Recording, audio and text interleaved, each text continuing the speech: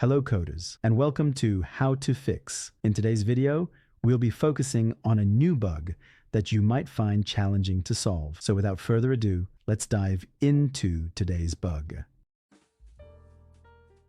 Let's start by executing code 1 to stimulate the error and watch the result. Now, here's the breakdown and the fix for the issue. Feel free to pause the video to read through the explanation. Let's now correct the code and take a look at the resulting outcome.